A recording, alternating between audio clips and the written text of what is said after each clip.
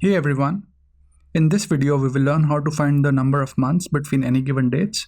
So let's say between the 1st of January and we're at the end of the year, so 12th of December maybe, so there are 12 months. And how do we, let's say we've got two given dates, how do we calculate that? So let's start. I've got this Power BI file open here with me, and I've also left a link to this file in the video notes, so you can download the file and do the tutorial along with me. The only thing you might need to do is create this field called today's date, which essentially just calls this DAX function called today, and it's referring to today's date here. So let's just go here and we'll just try to find the difference between the due date and today's date. So let's just go here and we'll use, let me click on new column, and we'll just say difference of months maybe is equal to date diff,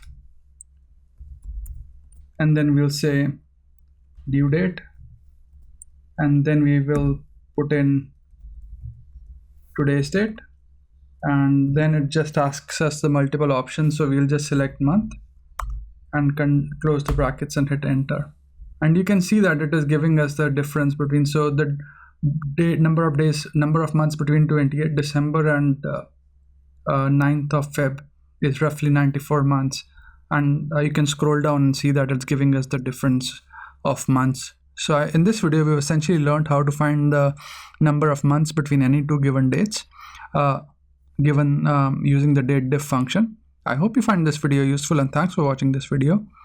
Please do subscribe to my channel and like my videos if you enjoy what I'm doing. Cheers, bye.